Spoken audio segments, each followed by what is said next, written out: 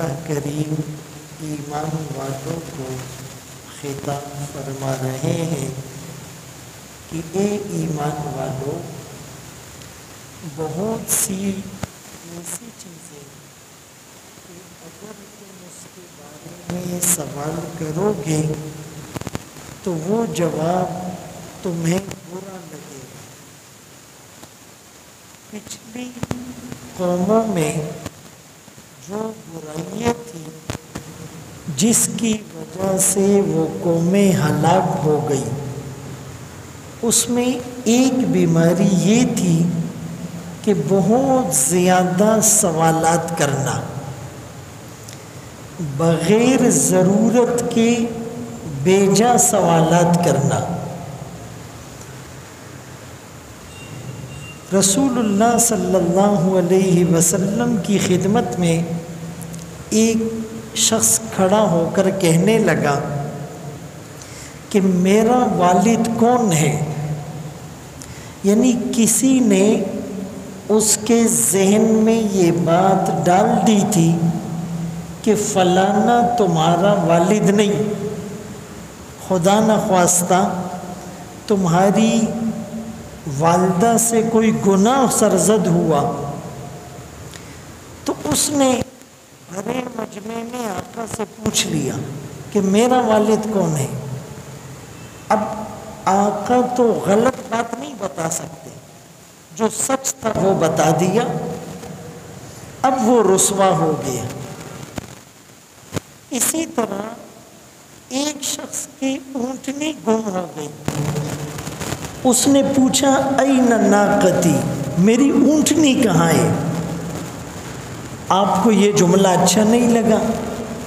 بھائی اونٹنی گم گئی ہے تو وہ تو تم تلاش کرو، لوگوں سے پوچھو۔ آقا سے پوچھنا کہ وہ کہاں ہے یہ بے موقع سوال ہے۔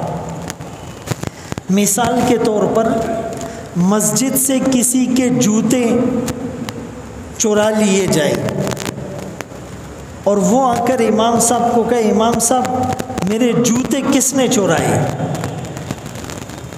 اور الحمدللہ ایسے لوگ ہیں بھی،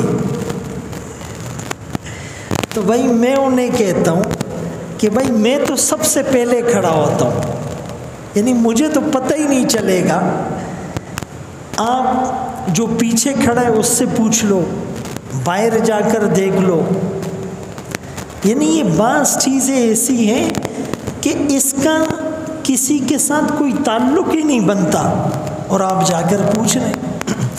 تو آقا نے اس پر ناراضگی کا اظہار فرمایا کہ بھائی تیری اونٹنی گم ہو گئی تو مجھ سے پوچھنے کا کہ وہ کہاں ہے یہ حق نہیں بنتا۔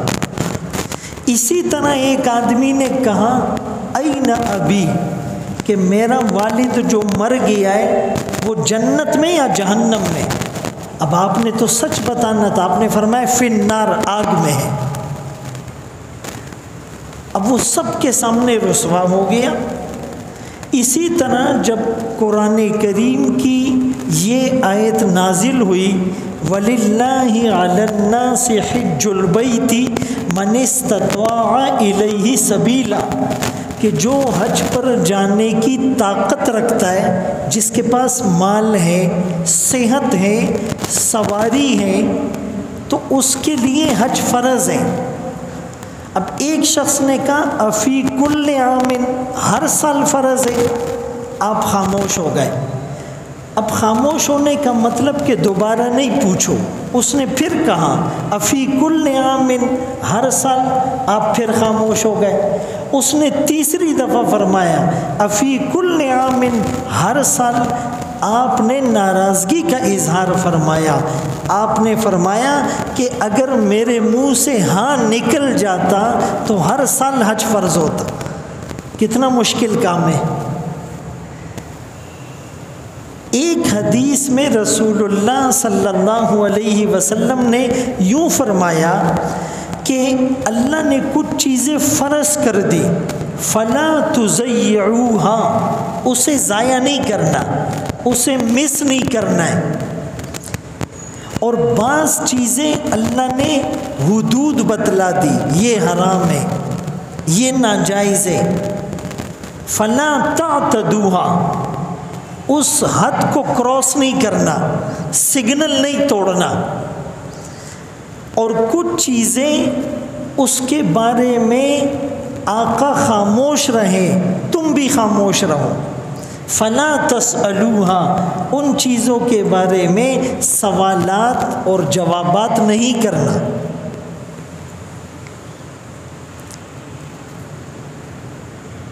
بلکہ کچھ لوگ آ کر پوچھتے ہیں کہ مولانا صاحب میرے ساتھ نماز میں یہ واقعہ ہوا، تو اس کو ہم بتاتے کہ بھائی تمہاری نماز ٹھیک ہو گئی یا تم پہ سجدہ سہو واجب ہو گیا، تو وہ پھر کہتے ہیں اگر میں ایسا کرتا تو کیا ہوتا؟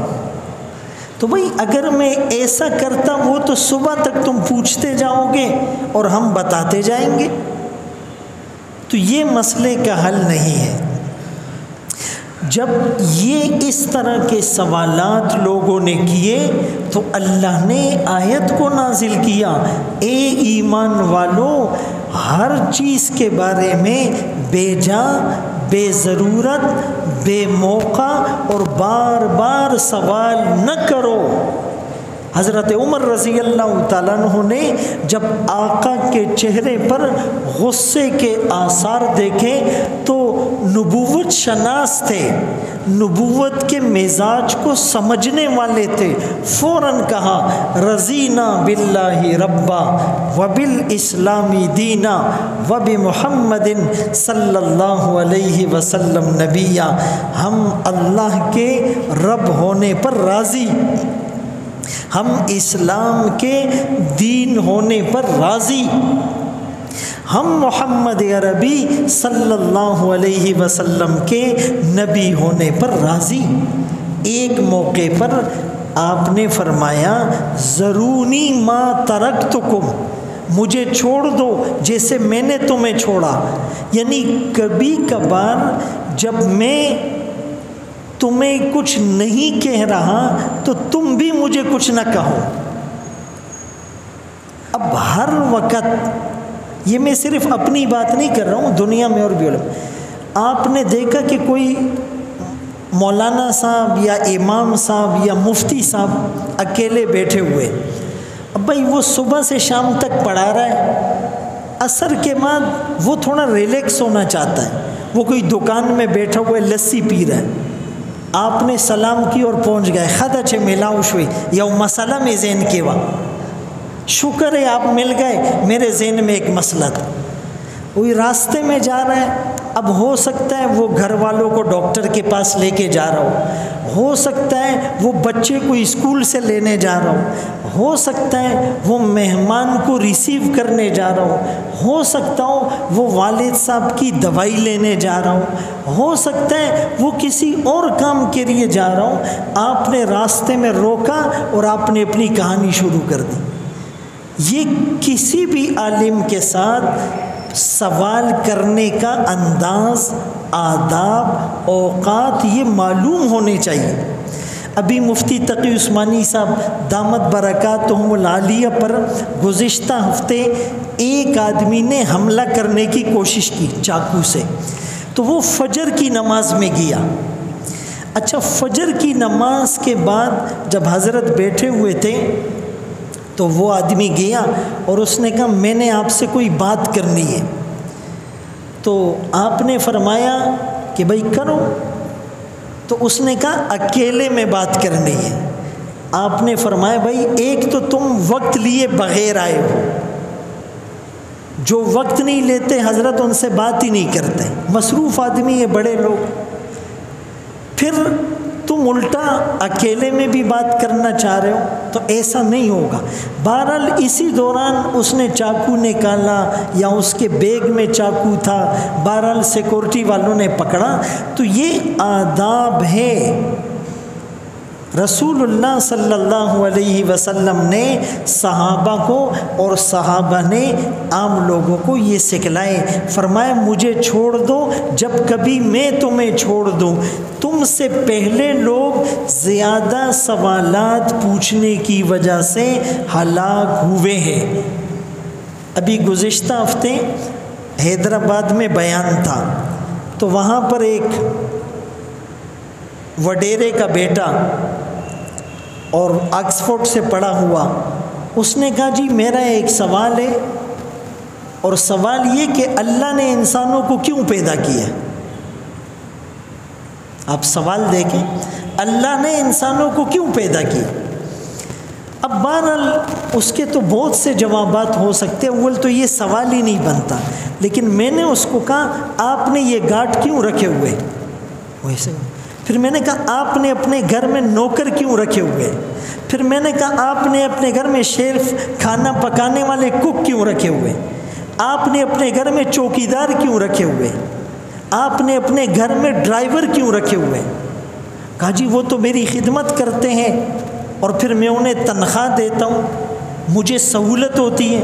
تو میں نے کہا اللہ خالق ہے، اللہ فرماتے فَأَحْبَبْتُ أَنْ أُعْرَفَ، میں یہ پسند کرتا ہوں کہ لوگ مجھے پہچانیں کہ میں اللہ ہوں، خالق ہوں، مالک ہوں، رازق ہوں، اس کو صحت دینے والا، اس کو بیمار کرنے والا، اس کو مال دینے والا، اس کو غریب بنانے والا، اس کو لمبا پیدا کرنے والا، اس کو چھوٹا پیدا کرنے والا، اس کو علم دینے والا اور اس کو بغیر علم کے رکھنے والا، اور یہ نیک ہیں اور یہ بد ہیں، ان کے لیے جنت بنائی، ان کے لیے جہنم بنائی۔ اللہ تو خالق اور مالک ہے، لیکن یہ سوالات آپ کے ذہنوں میں ڈالے جاتے ہیں۔ امام ابو حنیفہ رحمۃ اللہ علیہ کے پاس ایک شخص آیا، کہنے لگا حضرت یہ جو جنگ جمل اور صفین ہوئی تھی، ایک طرف حضرت علی رضی اللہ تعالیٰ عنہ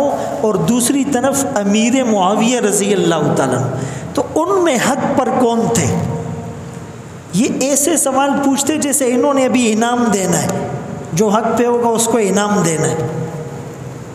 تو امام ابو حنیفہ رحمۃ اللہ علیہ نے کہا بھائی مجھ سے جو آخرت میں پوچھا جائے گا مجھے اس کی فکر کرنی ہے، تجھ سے جو قبر میں پوچھا جائے گا تو اس کی فکر کر، اس سے تیرا کیا لینا دینا ہے۔ اور بعض علماء نے اس کا جواب دیا تلک امۃ قد خلت لہا ما کسبت ولکم ما کسبتم، وہ لوگ دنیا سے چلے گئے، ان کے اعمال کی بابت اللہ ان سے پوچھے گا، تمہارے سے تمہارے اعمال کے بارے میں پوچھا جائے گا۔ اور تیسرا جواب علماء نے یہ دیا کہ ہم حاضرون ونحن غائبون، جب وہ لڑ رہے تھے وہ اس وقت گراؤنڈ پر موجود تھے، ہر چیز کو اپنی آنکھوں سے دیکھ اور کانوں سے سن رہے تھے، ہم اس وقت غائب تھے، ہم اس پر کمنٹ نہیں کر سکتے۔ اور چوتھا جواب یہ ہے کہ جن کے خون سے اللہ نے ہماری تلواروں کو محفوظ رکھا، ان کی غیبت سے ہم اپنی زبانوں کو آلودہ کیوں کریں؟ اس وقت ہم نہیں تھے، الحمدللہ ہماری تلوار کسی مسلمان کے خون سے رنگین نہیں، تو اپنی زبان کو اس کی غیبت سے آلودہ کیوں کریں؟ اور ایک جواب یہ جو میرے ذہن میں آیا ہے کہ حشر میں پتہ چل جائے گا کون صحیح تھا اور کون غلط۔ یہ آپ کو مس گائیڈ کرنے والے لوگ ہیں،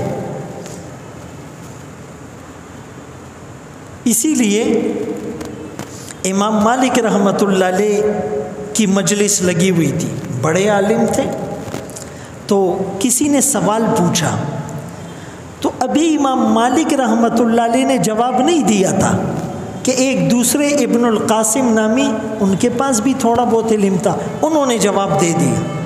تو امام مالک رحمۃ اللہ علیہ غضبناک ہو گئے، فرمایا تمہیں جواب دینے کی اتنی جلدی ہے؟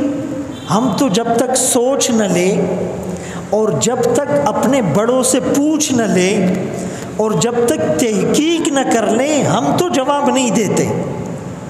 فرمایا قیامت کے قریب لوگ جاہلوں کو اپنا لیڈر بنائیں گے، اپنا مقتدا بنائیں گے، اور پھر ان سے مسئلے پوچھیں گے، وہ بغیر علم کے فتویٰ دیں گے، خود بھی گمراہ تمہیں بھی گمراہ کریں گے، ہم تو ڈوبے ہیں صنم تمہیں بھی لے ڈوبیں گے۔ اچھا ایسا کبھی کبھی ہوتا ہے، کہیں پر علماء بیٹھے ہوتے ہیں، ہم بھی بیٹھے ہوتے ہیں، کوئی سوال پوچھتا ہے، ہمارے منہ کھولنے سے پہلے دوسرا اللہ فقیر اس کو بتا دیتا ہے، نہ دا مسئلہ خدا سے دا۔ پھر جب وہ کچھ اور پوچھتا ہے جواب نہیں آتا ہے، پھر وہ منہ ہماری طرف کرتے ہیں، ہم کہتے ہیں اس کا جواب بھی تم دے دو۔ بھائی مسائل علماء سے پوچھو، ہم بال کٹوا رہے ہوتے خپکی گمنا، اور نائی سے دین کے مسئلے پر ڈسکشن بھی جاری ہوتی، جوتا سلوانے کے لیے بیٹھتے اور ٹائم پاس کرنے کے لیے دین کے مسئلے بھی چل رہے ہوتے، ہوٹل کی کرسی پر بیٹھے ہوئے اور جی اس مولوی نے یہ کہا، اس نے یہ کہا، زما پہ خیال دا خبر صحیح دا، میرے خیال سے یہ صحیح اور وہ غلط۔ اب بتاؤ بھائی آخری امت ہے یا نہیں؟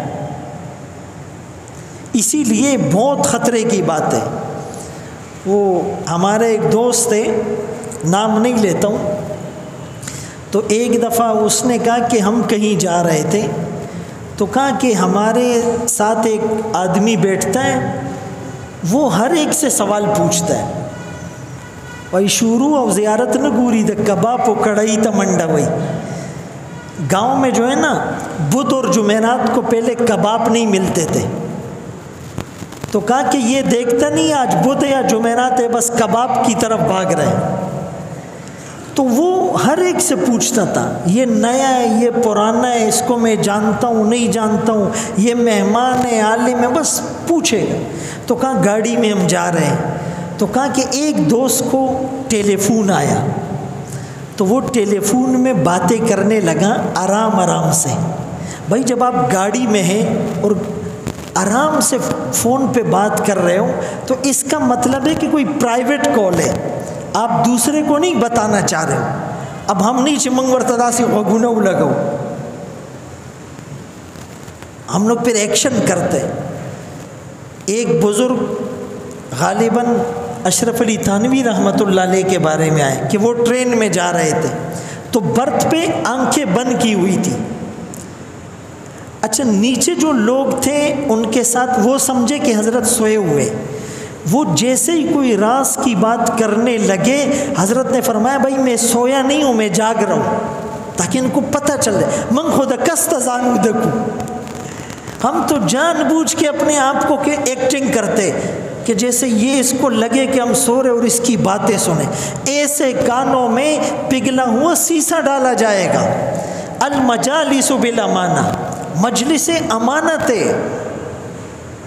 تو بھائی اس کو کون ہے، وہ آرام آرام سے باتیں کرنے لگا، اس دور تغوگ نہیں سلے دے۔ جیسے ہی وہ فارغ ہوا تو اس کے پیٹ میں تو بات رکتی نہیں تھی، اس نے کہا کس کا فون تھا؟ اس نے ایسے دیکھا کہ یار اب اس کا مجھ سے کیا کام ہے، لیکن بہرحال اس نے کہا گھر والی کا فون تھا۔ اب یہ پھر کیا کہتے کیا کہہ رہی تھی؟ ویسے ہی وے اس کو غصہ ہے نہیں، بولا تمہیں میری گھر والی کے بارے میں میرے اندرونی معاملات میں عمل دخل کا کیا حق ہے؟ یہ وہ گناہ ہے کہ ہم نماز بھی پڑھ رہے ہیں، روزہ بھی رکھ رہے ہیں، تلاوت بھی کر رہے ہیں، حج پر بھی جا رہے ہیں، تبلیغ میں بھی جا رہے ہیں، تہجد بھی پڑھ رہے ہیں، نوافل بھی پڑھ رہے ہیں، تسبیح بھی گھما رہے ہیں، مسواک بھی کر رہے ہیں، مدرسوں میں بھی جا رہے ہیں، خانقاہوں میں بھی جا رہے ہیں، لیکن یہ گناہ کر رہے ہیں۔ آپ نے فرمایا کہ جب 3-4 آدمی کہیں بیٹھے ہو تو 2 آدمی کانوں میں سرگوشی نہیں کرو، تیسرے کو شک ہوگا کہ یار یہ میرے بارے میں کچھ کہہ رہے ہیں، اس کو تکلیف ہوگی، اتنا خیال رکھا ہے۔ ایک بچے کی فیلنگز کا بھی خیال رکھا ہے۔ تو بہرحال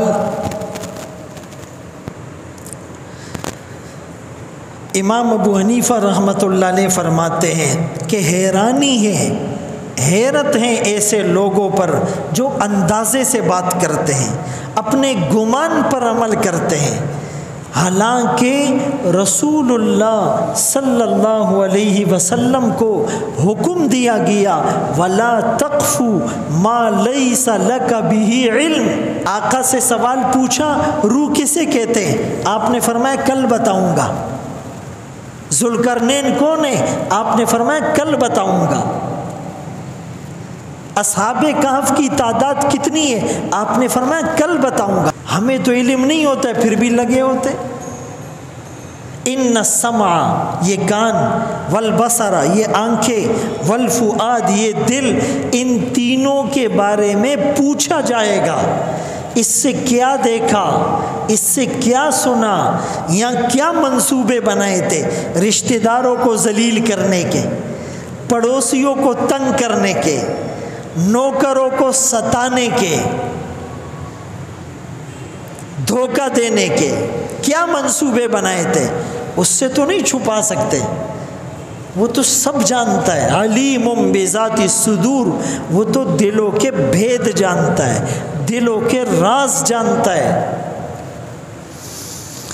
امام شافعی رحمۃ اللہ علیہ نے ربی سے کہا اے ربی فضول بات نہ کرو، منہ سے ہر بات نہ نکالو، جب تک منہ سے بات نہیں نکلی تم مالک ہو، بات تمہاری غلام ہے، جب منہ سے بات نکل گئی اب بات مالک ہے، تم اس کے غلام ہو۔ یعنی جو بولو گے نتیجہ تم برداشت کرو گے۔ بھائی منہ سے غلط بات نکلتی ہے، پھر اگلا تھپڑ مارتا ہے، پتھر مارتا ہے، گولی چلاتا ہے، ایسا ہے یا نہیں؟ تو پھر اس کا انجام ہم نے بھگتنا ہے۔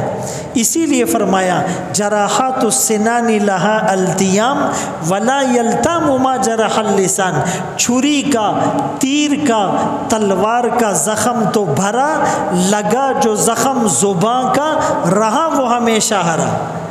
کہتے یار اس کی بات میرے دل سے نہیں نکلتی ہے، اچھی بات ہو یا بری بات ہو۔ ابھی رمضان سے پہلے آپ کے پاس اللہ کے ولی آئے تھے، مظفر آباد آزاد کشمیر والے، کسی کو نام یاد ہے؟ جی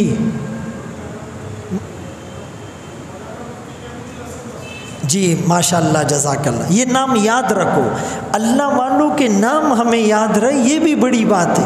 مفتی محمود الحسن مسعودی صاحب، مفتی، وہ ترکی کے سفر میں بھی ہمارے ساتھ، بہت بڑے ولی ہیں، ہم نے ان کو 7-8 دن رات دیکھا ہے، ان کی ولایت میں شک نہیں ہے۔ انہوں نے ایک جملہ یہاں فرمایا تھا کہ بعض آدمی غصے میں گالی دیتا ہے نا ہم سب، پھر ہم کہتے ہیں یا نا بس پو نشوما، غصے میں تھا اس لیے بے بس ہو گیا، یہ شیطان کا دھوکہ ہے۔ فرمایا عطر کی بوتل آرام سے کھولو، اس سے کیا آئے گی؟ بولو بھائی، خوشبو، اور جھٹکے سے کھولو کیا آئے گی؟ خوشبو۔ آرام سے عطر لگاؤ کیا پھیلے گی؟ اور ڈھکن کھول کے گرا دو کیا پھیلے گی؟ جس کے اندر اچھائی ہو وہ غصے میں بھی اچھا بولے گا، گالی نہیں دے گا، غلط بات نہیں کرے گا۔ اسی لیے علاج کرو، اس کا علاج کرو۔ تو فرمائے جب بات منہ سے نکل گئی اب تم اس کے غلام بن گئے ہو۔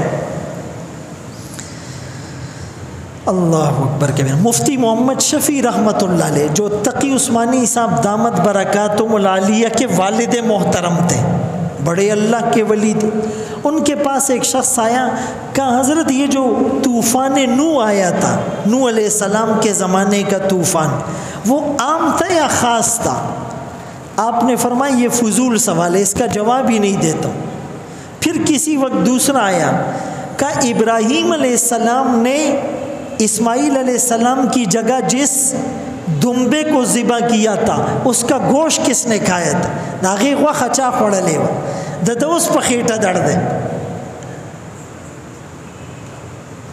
انہوں حضرت نے یہی فرمایا فضول سوال ہے، اچھا بعض لوگ ہمیں میسج کر کے پوچھتے موسیٰ علیہ السلام کی والدہ کا نام کیا ہے، اور پھر وہ بڑا وہ بتاتے مجھے پتہ ہے. یہ اسرائیلی روایات ہے، اس میں 2 4 6 نام ہوتے ہیں، کوئی مستند نہیں ہوتے. اور یہ تو میں سنا چکا ہوں. ایک آدمی نے سوال پوچھا کہ حضرت شیطان کا نام کیا تھا، تو میں نے جواب دے دیا. میں نے کہا اس کا نام عزازیل تھا. کہا نہیں ایک دوسرا نام بھی تھا. میں نے کہا ابلیس تھا. کہا ایک دوسرا بھی تھا. میں نے کہا طاؤس الملائکہ اس کا لقب تھا. کہا اور؟ تو میں نے کہا تم نے اپنے بیٹے کا نام رکھنا ہے کیا؟ الکزویلنو میں ایک دے.